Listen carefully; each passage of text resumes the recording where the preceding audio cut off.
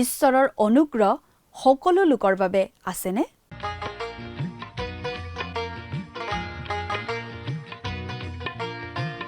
আজিৰে পবিত্ৰ ক্ষণতে উজলি উঠা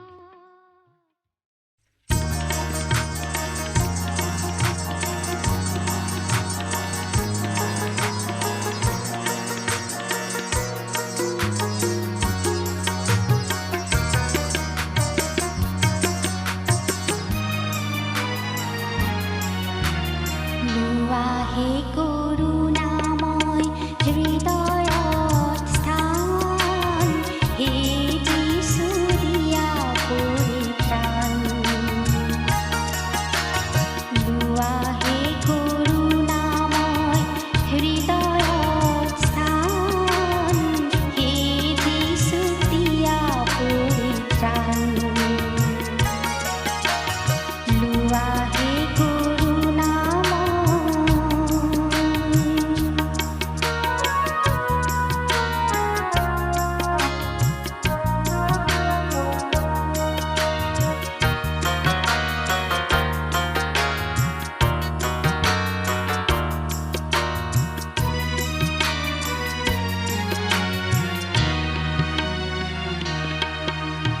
জগতে বখানে প্ৰভু তুমি দুখহাৰী, তুমি হে মুচিব পাৰা সকলো দুৰ্ধাৰী।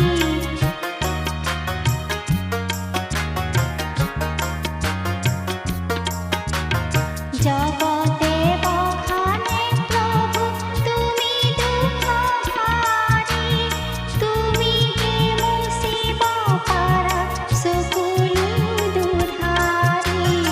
তোমাৰ প্ৰেমত প্ৰভু ধৰণী মহান, হে যিশু দিয়া পৰিত্ৰাণ। লোৱা হে কৰোণাময়।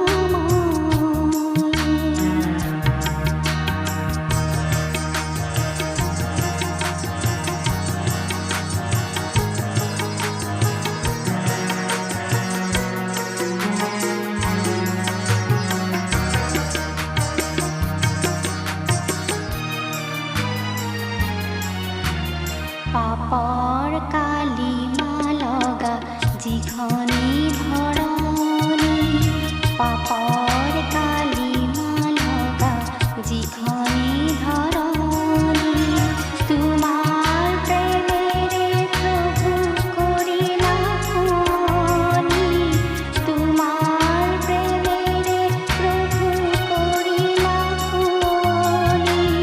পাপী হৃদয়ো হ'ল সুখী ম্ৰিয়মান, হে যিশু দিয়া পৰিত্ৰাণ। লোৱা হে কৰোণাময় হৃদয়ত স্থান, হে যিশু। নমস্কাৰ, আমাৰ ভক্তিবচন অনুষ্ঠানলৈ আপোনাক স্বাগতম জনাইছোঁ। খ্ৰীষ্টীয় বিশ্বাসী লোকসকলৰ বাবে বিশেষভাৱে প্ৰস্তুত কৰা এই ভক্তিবচন অনুষ্ঠানটো হৈছে বাইবেল অধ্যয়নৰ ধাৰাবাহিক অসমীয়া অনুষ্ঠান।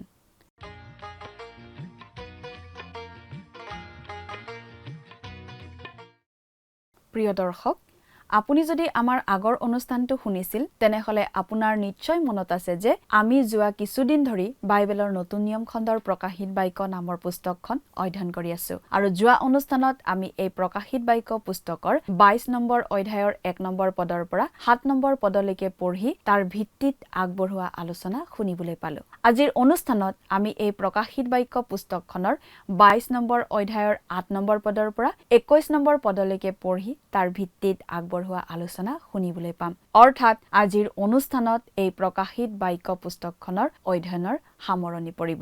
22 নম্বৰ অধ্যায়টো হৈছে প্ৰকাশিত বাক্য পুস্তকৰ শেষ অধ্যায়। এই অধ্যায়টোৱে আমাক এই মহান বিস্ময়ৰ মহান পুস্তকখনৰ চূড়ান্ত দৃশ্যবোৰলৈ লৈ আনে। লগতে ই একেদৰে আমাক ঈশ্বৰৰ বাক্যৰ শেষলৈ আনে। ঈশ্বৰে আমাক ইয়াত তেওঁৰ শেষ কথা দিছে আৰু যিহেতু সেইবোৰ শেষ কথা, গতিকে ইয়াৰ তাৎপৰ্য অধিক। আমাক মানুহৰ যাত্ৰাৰ শেষলৈ লৈ অনা হয় এই অধ্যায়ত মানুহে যেতিয়া ঈশ্বৰৰ লগত পুনৰ সহভাগিতা উপভোগ কৰিবলৈ অনন্ত কালত প্ৰৱেশ কৰিব, তাত আমি এতিয়া বুজি নোপোৱা বা কোনেও বুজাই দিব নোৱাৰা সকলোবোৰ প্ৰশ্নৰে উত্তৰ আমাক দিয়া হ'ব।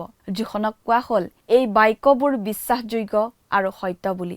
চোৱা, মই সোনকালে আহিম বুলিও জোহনক কোৱা হ'ল। এই পুস্তকৰ ভৱিষ্যতবাণীৰ বাক্যবোৰ পালন কৰাজন ধন্য বুলি কোৱা হ'ল। প্ৰভু যীশুৱে এই পুস্তকখনৰ ওপৰত নিজৰ মোহৰ মাৰি দি কৈছে এই বাক্যবোৰ বিশ্বাসযোগ্য আৰু সত্য বুলি। গতিকে কোনো মানুহেই সেইবোৰক আত্মিক আৰু প্ৰতীকধৰ্মীভাৱে চাই তুচ্ছ তাচ্ছিল্য কৰা উচিত নহয়। আমাৰ প্ৰাকৃতিক কৌতূহল পূৰণ কৰাৰ বাবে নহয়, বৰং এই বাক্য অনুসাৰে জীয়াই থকা আৰু কাৰ্য কৰাৰ বাবেহে আমাক এই বাক্যবোৰ দিয়া হৈছে। সকলোতকৈ গুৰুত্বপূৰ্ণ কথা এইয়ে যে প্ৰভু যীশু সোনকালে আহি আছে বুলি নিজে কৈছে। গতিকে সেই কথা মনত ৰাখি আমি প্ৰতিজন খ্ৰীষ্টীয় বিশ্বাসীয়ে নিজকে সাজু কৰি ৰখা উচিত। সকলোবোৰ দেখাৰ পাছত জোহনক কথা কৈ থকা স্বৰ্গদূতজনক জোহনে প্ৰণিপাত কৰিব খোজাত স্বৰ্গদূতজনে বাধা দি কৈছিল যে কেৱল ঈশ্বৰকহে প্ৰণিপাত কৰা উচিত। প্ৰভু যীশু আলফা আৰু ওমেগা, প্ৰথম আৰু শেষ, আদি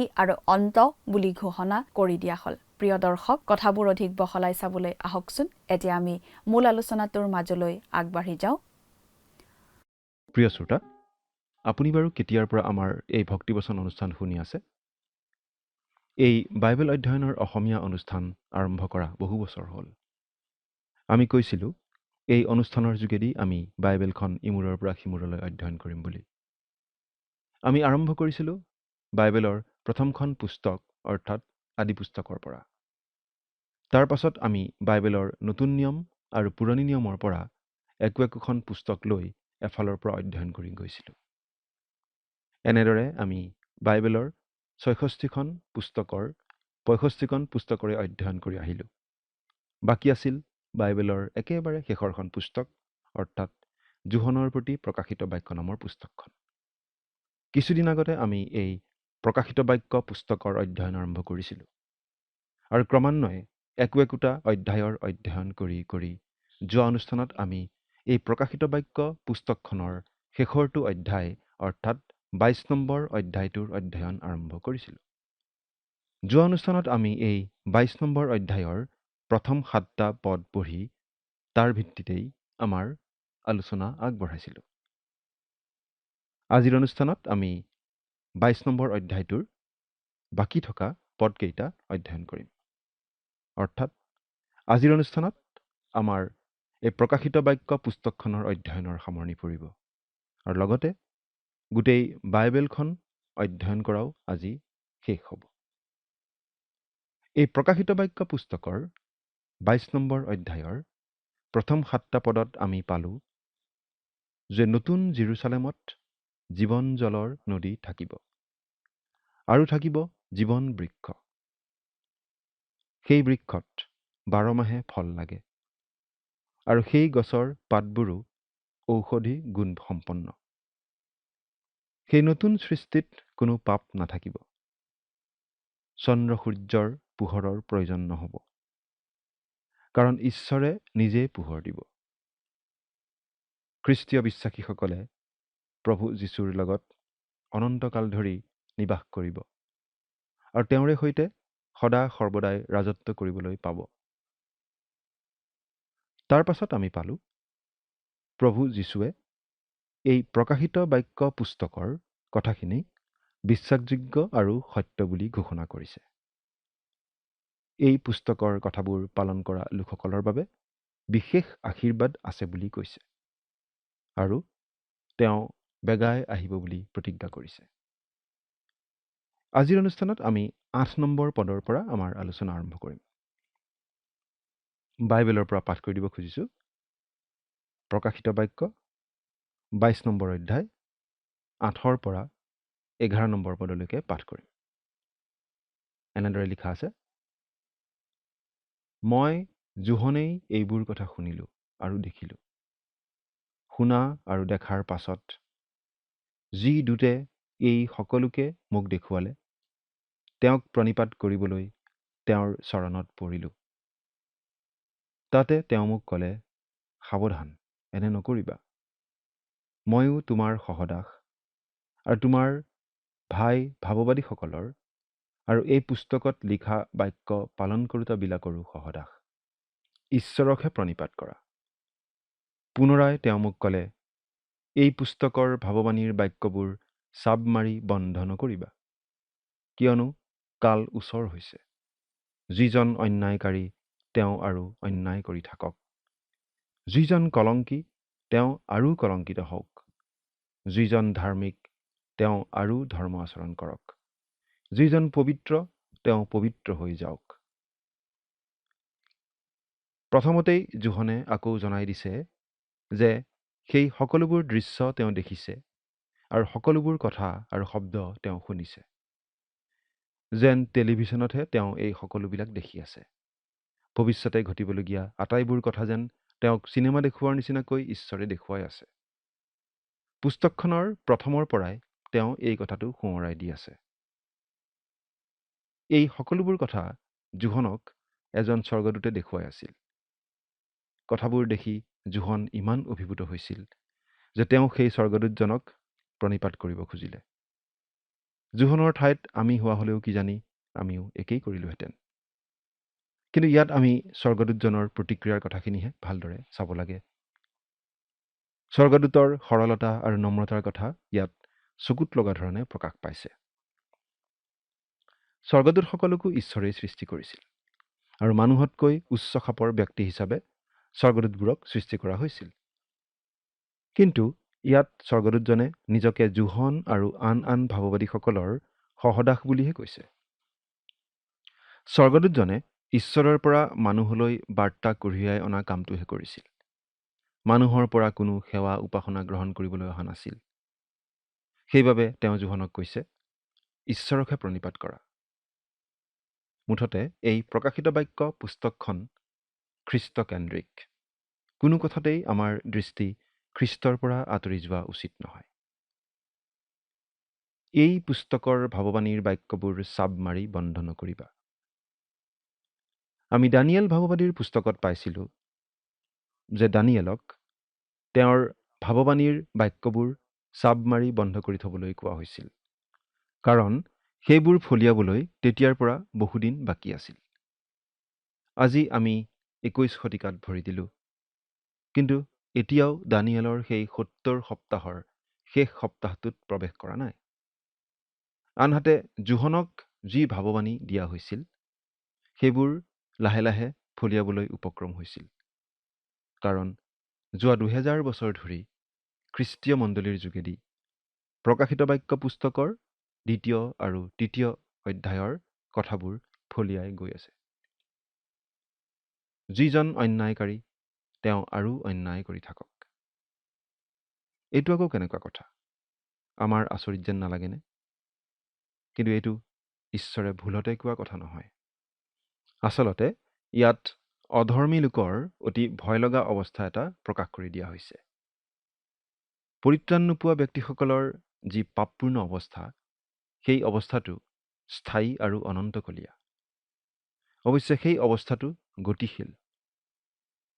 ইয়াত এই কথাটো বুজোৱা হৈছে যে যিমানেই শেষকাল চমু চাপি আহিব, সিমানেই অধাৰ্মিক লোক আৰু অধাৰ্মিক হৈ যাব।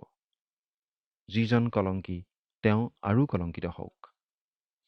পৰিত্ৰাণ নোপোৱা লোকসকলৰ অৱস্থা বেয়াৰ পৰা অধিক বেয়া হৈ গৈ থাকে আৰু ক্ৰমাৎ ভয়ংকৰ পাপী হৈ পৰাৰ সম্ভাৱনাই থাকে। এইটো অতি ভয় লগা কথা নহয়নে বাৰু?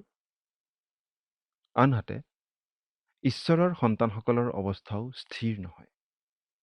খ্ৰীষ্টক পৰিত্ৰাতা বুলি গ্ৰহণ কৰি পবিত্ৰ আত্মাৰ বলত নতুন জন্ম লাভ কৰা আৰু ঈশ্বৰৰ সন্তান বুলি পৰিগণিত হোৱা প্ৰতিজন ব্যক্তি প্ৰতিদিনে ধাৰ্মিকতাত বৃদ্ধি পাই থাকে, পবিত্ৰতাত বৃদ্ধি পাই থাকে। স্বৰ্গও স্থিৰ নহয়। আনকি সেই 1000 বছৰীয়া শাসনৰ দিনতো প্ৰভু যীশুৰ ৰাজ্যৰ কোনো অন্ত নহ'ব। এইটো খ্ৰীষ্টীয় বিশ্বাসীজনৰ কাৰণে কি যে সুন্দৰ গৌৰৱময় আশা। আমি জ্ঞানত বৃদ্ধি পাই থাকিব পাৰিম গোটেই অনন্তকাল ধৰি। যিজন ধাৰ্মিক তেওঁ আৰু ধৰ্ম আচৰণ কৰক। যিজন পবিত্ৰ তেওঁ পবিত্ৰ হৈ থাকক। এই কথাটো আমি প্ৰতিজন খ্ৰীষ্টীয় বিশ্বাসীয়ে মনত পেলাই থকা উচিত। আমি অধিক ধাৰ্মিক, অধিক পবিত্ৰ হৈ গৈ আছোনে? মাজে মাজে পৰীক্ষা কৰি চোৱা উচিত। এতিয়া 12 আৰু 13 নম্বৰ পদ দুটা পাঠ কৰি দিছোঁ। চোৱা, মই বেগাই গৈছোঁ। যাৰ যেনে কৰ্ম তেওঁক তেনে প্ৰতিফল দিবলৈ মই দিবলগীয়া পুৰস্কাৰ মোৰ লগত আছে। মই আলফা আৰু ওমেগা, প্ৰথম আৰু শেষ, আদি আৰু অন্ত। এই বিশেষ কাৰ্যসূচীৰ কথা, ঈশ্বৰৰ এই আঁচনিৰ কথা খ্ৰীষ্টীয় মণ্ডলীয়ে ভালদৰে জনা উচিত।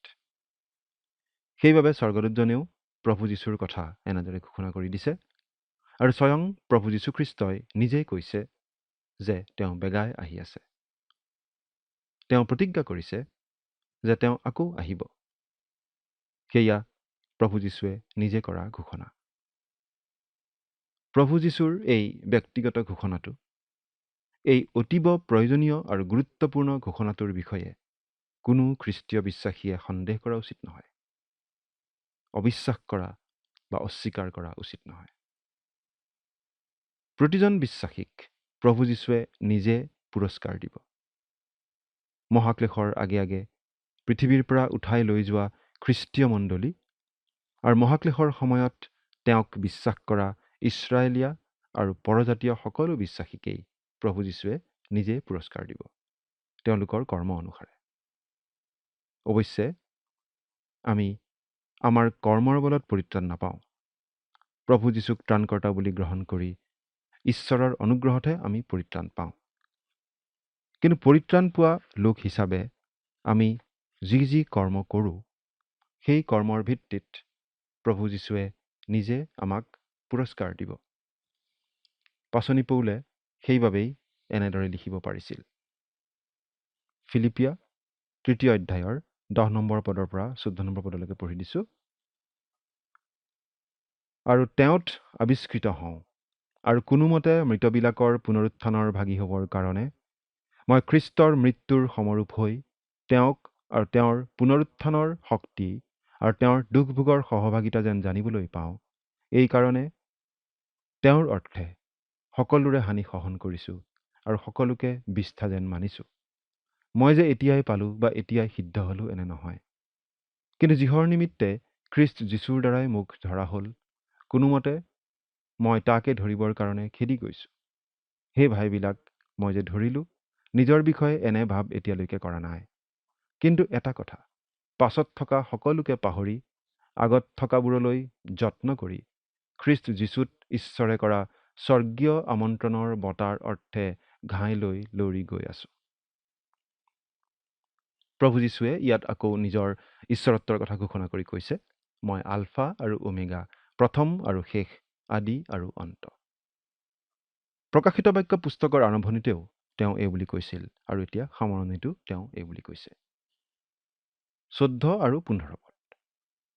যিবিলাকে জীৱন বৃক্ষৰ অধিকাৰী হ'বৰ আৰু দুৱাৰেদি নগৰত সোমাবৰ কাৰণে নিজ নিজ বস্ত্ৰ ধোৱে, তেওঁবিলাক ধন্য।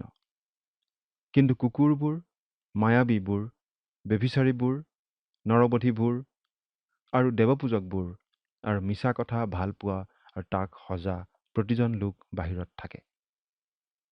যিবিলাকে জীৱন বৃক্ষৰ অধিকাৰী হ'বৰ আৰু দুৱাৰেদি নগৰত সোমাবৰ কাৰণে নিজ নিজ বস্ত্ৰ ধোৱে। আমি আমাৰ বস্ত্ৰ কেনেকৈ ধুব পাৰোঁ?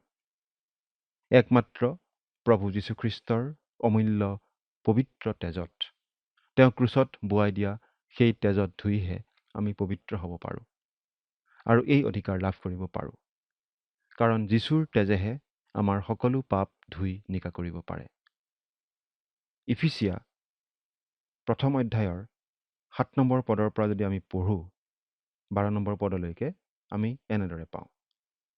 সেই প্ৰিয়জনাত আমি তেওঁৰ তেজৰ দ্বাৰাই মুক্তি, অৰ্থাৎ অপৰাধবোৰৰ মোচন তেওঁৰ অনুগ্ৰহৰূপ ধনৰ দৰে পালোঁ।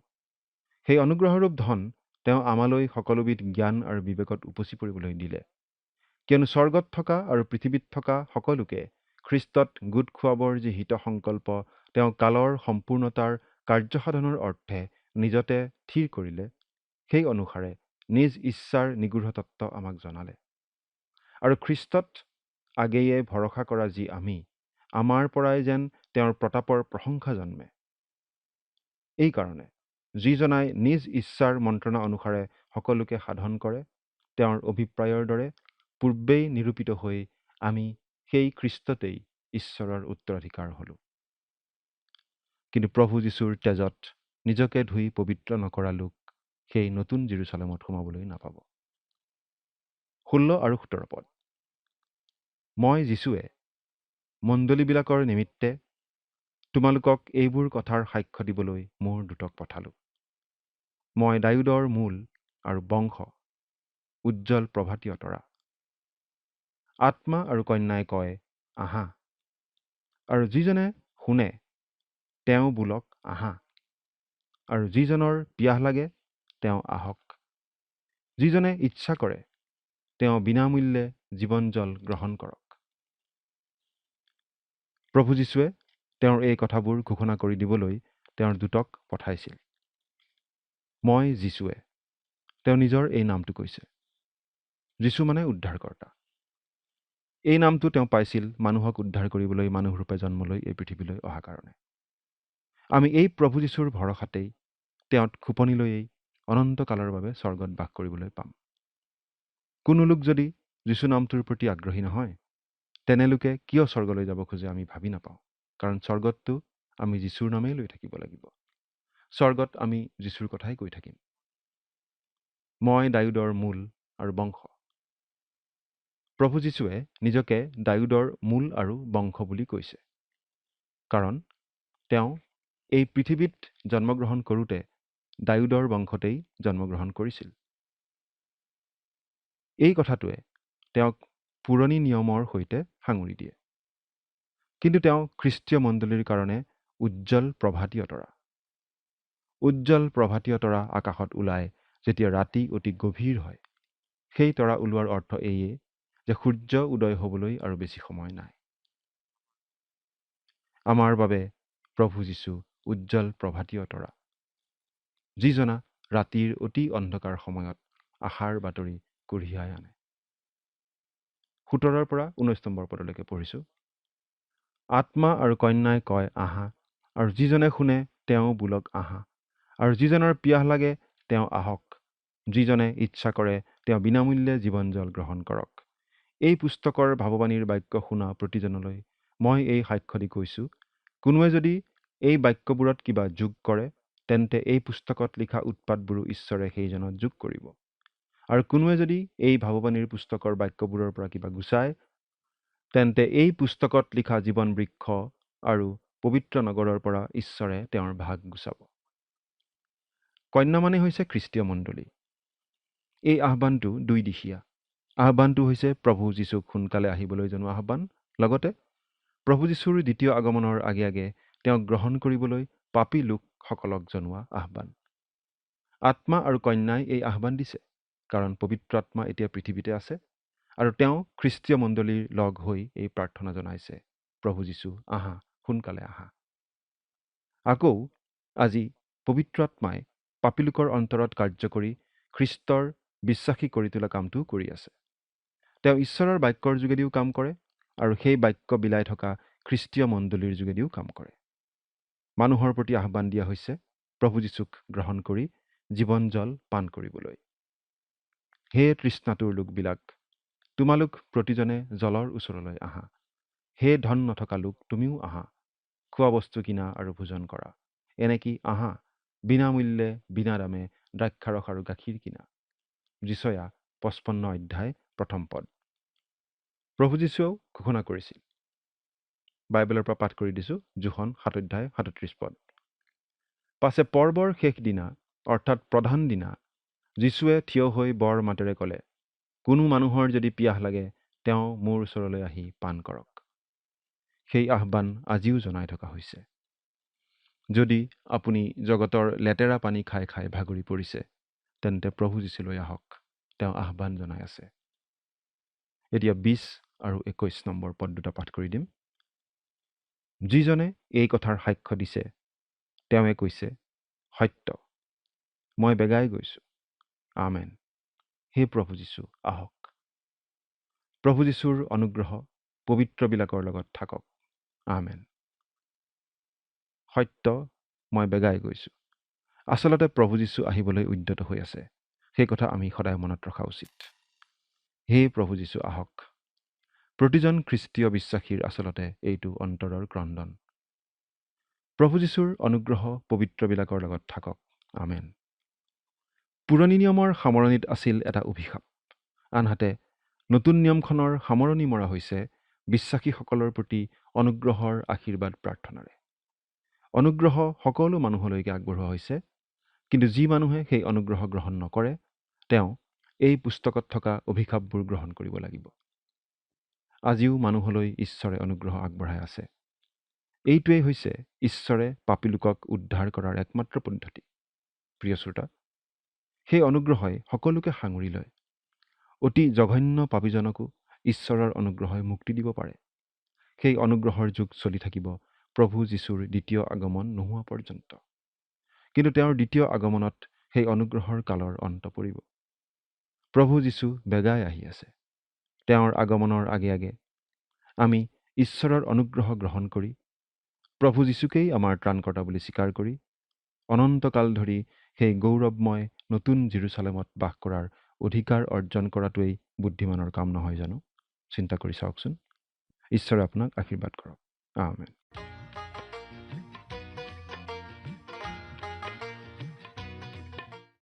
প্ৰভু যীশুৱে নিজকে দায়ুদৰ মূল আৰু বংশ বুলি কৈছে। তেওঁ নিজকে উজ্জ্বল প্ৰভাতীয় তৰা বুলি জনাইছে। এই প্ৰকাশিত বাক্য পুস্তকৰ কথাবোৰত কোনোৱে যাতে একো যোগ নিদিয়ে আৰু কোনোৱে যাতে ইয়াৰ পৰা একো বিয়োগ নকৰে, তাৰ বাবে সকীয়াই দিয়া হৈছে। প্ৰভু যীশু বেগাই আহি আছে বুলি আকৌ সোঁৱৰাই দিয়া হৈছে। তেওঁ নিজৰ প্ৰতিজ্ঞা পূৰণ কৰিব। তেওঁ সত্য। প্ৰভু যীশু খ্ৰীষ্টৰ অনুগ্ৰহ পবিত্ৰবিলাকৰ লগত থাকক। এই আশীৰ্বাদেৰে সামৰণি মৰা হৈছে। পুৰণি নিয়মৰ অন্ত হৈছিল অভিশাপেৰে, কিন্তু নতুন নিয়মৰ শেষত বিশ্বাসীসকলৰ ওপৰত অনুগ্ৰহৰ আশীৰ্বাদ দিয়া হৈছে। সকলোলৈকে ঈশ্বৰৰ অনুগ্ৰহ আগবঢ়োৱা হৈছে। ই হৈছে পাপীসকলক ৰক্ষা কৰাৰ ঈশ্বৰৰ পদ্ধতি। প্ৰিয় দৰ্শক, প্ৰকাশিত বাক্য পুস্তকখনৰ অধ্যয়নৰ ইমানতে সামৰণি পৰিল। আজিলৈ আমাৰ অনুষ্ঠানটো ইমানতে সামৰণি মাৰিব খুজিছো। সামৰণি মৰাৰ আগতে আহকচোন আমি খন্তেক প্ৰাৰ্থনাত মূৰ দুৱাওঁ। স্বৰ্গত থকা অতি মৰমীয়াল দয়ালু পিতৃ ঈশ্বৰ, প্ৰভু তোমাক ধন্যবাদ দিছো। তুমি গৌৰৱ, তুমি প্ৰশংসা মৰ্যাদাবান পোৱা যোগ্য পিতৃ ঈশ্বৰ যি হোৱা হয়। দয়ালু মৰমীয়াল পিতৃ ঈশ্বৰ, এই সময়তে প্ৰাৰ্থনা কৰিছো প্ৰতিজন দৰ্শকসকলৰ বাবে। প্ৰভু, তুমি তেওঁলোকক তোমাৰ বাক্য বুজি পোৱাত সহায় কৰা আৰু এই বাক্য অধ্যয়নৰ যোগেদি প্ৰভু তেওঁলোকে যদি নিজৰ জীৱনত কিবা প্ৰভু সিদ্ধান্তসমূহ লৈছে, সেই সিদ্ধান্তত প্ৰভু উপনীত হ'বলৈ তুমি সহায় কৰা, যাতে প্ৰভু তেওঁলোকে বিশ্বাসেৰে নিজৰ জীৱনটো আগবঢ়াই লৈ যাব পাৰিব। তেনে প্ৰভু তুমি আশীৰ্বাদ কৰা। এই সকলো যাচনা মহান ত্ৰাণকৰ্তা প্ৰভু যীশুখ্ৰীষ্টৰ নামত অৰ্পণ কৰিছো। আমেন। প্ৰিয় দৰ্শক, যোৱা অনুষ্ঠানৰ প্ৰশ্নটোৰ শুদ্ধ উত্তৰটো হৈছে এনচাৰ অপশ্যন চি, মুচি।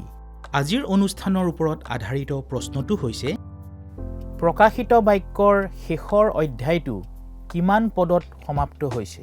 এ 22 পদত, অপশ্যন বি 21 পদত, অপশ্যন চি 10 পদত, অপশ্যন ডি 24 পদত। প্ৰিয় দৰ্শক, আজিৰ প্ৰশ্নৰ সঠিক উত্তৰটো আজি সন্ধিয়া 6 বজাৰ আগেয়ে আপোনাৰ নাম আৰু সম্পূৰ্ণ ঠিকনাৰে সৈতে আমালৈ 7429840242 নম্বৰত SMS নাইবা হোৱাটছআপ যোগে প্ৰেৰণ কৰক। প্ৰিয় দৰ্শক, আপুনি যদি আমাৰ এই অনুষ্ঠানৰ যোগেদি আশীৰ্বাদপ্ৰাপ্ত হৈছে আৰু আমাৰ লগত কথা পাতিবলৈ বিচাৰিছে বা আপোনাক প্ৰাৰ্থনাৰ সহায়ো পৰামৰ্শ লাগে, তেন্তে আমালৈ 7429840242 এই নম্বৰত পোনপটীয়াকৈ ফোন কৰিব পাৰিব। ধন্যবাদ।